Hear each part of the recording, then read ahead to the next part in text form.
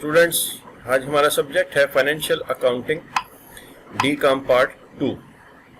हम बात कर रहे थे नॉन ट्रेडिंग चैप्टर की, जिसमें इम्पोर्टेंट शॉर्ट क्वेश्चंस को हमने डिस्कस किया था लेक्चर नंबर 1 में।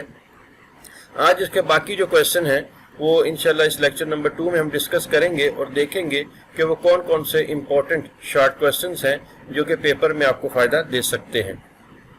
लेकिन इससे पहले हम एक नज़र डालते हैं उस लिस्ट पर जो क्वेश्चन हमने लेक्चर नंबर 1 में डिस्कस किए थे। उनमें शामिल थे question number 1, what is meant by non trading concerns. Question number 2, define subscription receivable और outstanding subscription. Question number 3, define entrance fee और admission fee. Question number 4, define donation.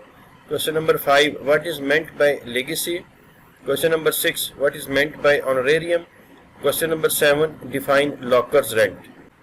तो स्टूडेंट्स, ये वो क्वेश्चन थे जो हमने लेक्चर 1 में डिस्कस किए थे। अब हम देखते हैं कि आज इस लेक्चर नंबर 2 में हम कौन से क्वेश्चंस पढ़ेंगे, तो उनकी लिस्ट पर भी एक नज़र डाल लें। क्वेश्चन नंबर 8 बनेगा, what is meant bye endowment fund. Question number 9, what is meant bye accumulated surplus और कैपिटल फंड और एक्यूमुलेटेड फंड। ये एक ही चीज़ के तीनों नाम हैं। क्वेश्चन नंबर 10 है, give 4 examples of non trading concern. Question number 11, why capital account is not maintained in non trading concern. Question number 12, define special grant. और क्वेश्चन नंबर 13 है, डिफाइन स्पेशल फंड। तो आज के लेक्चर में ये 6 question शामिल हैं। आइए इनको देखते हैं। हमारे पास क्वेश्चन नंबर 8 है, what is meant bye endowment fund. Endowment fund क्या होता है? ए fund the principal of which remains constant and only the interest on investment made is used for some general or specific purpose। इस fund में असल रकम मौजूद रहती है, सिर्फ उससे हासिल होने वाला सूद या मुनाफा किसी आम या खास मकसद के लिए इस्तेमाल होता है। इसके बाद क्वेश्चन नंबर 9 आता है, what is meant bye accumulated surplus और कैपिटल फंड और accumulated fund. Excess of total assets over total external liabilities of a non-profit making organization is called capital fund.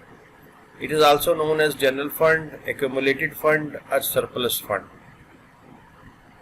अगर गैर तिजारती इदारे के असासे उसके वाजिबात से ज़्यादा हों तो इस रकम को accumulated fund कहते हैं।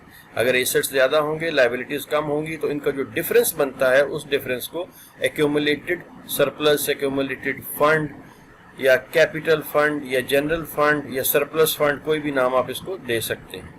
क्वेश्चन नंबर 10 है, give 4 examples of non trading concern. 2 examples of non trading concerns are, इदारों के नाम हैं ये, Chenab club, municipal library, Gymkhana club, Punjab public library.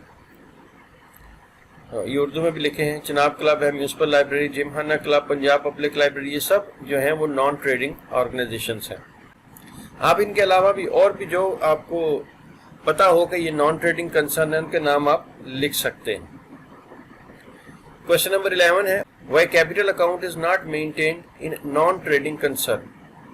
Non trading concern में कैपिटल अकाउंट क्यों नहीं बनता? Earning profit is not the object of non trading concern, so no capital account is maintained in these concern. चूंकि गैर तिजारती इदारों का बुनियादी मकसद मुनाफा नहीं, इसलिए इन इदारों में कैपिटल अकाउंट भी नहीं होता। क्वेश्चन नंबर 12 है, डिफाइन स्पेशल ग्रांट।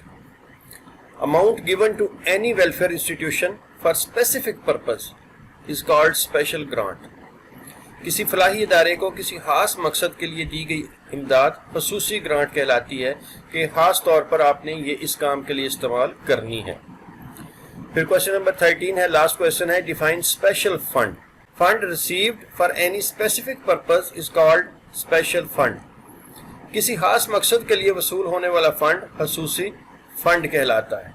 तो स्टूडेंट्स, ये कुल 13 क्वेश्चन थे जो कि नॉन ट्रेडिंग कंसर्न में से बनते हैं, और उम्मीद है कि इन्हीं में से पेपर में आपको क्वेश्चन जो है वो आएंगे। आप इनको अच्छी तरीके से तैयार कर लीजिए, ये आपको पेपर में अच्छे नंबर दिलवा सकते हैं।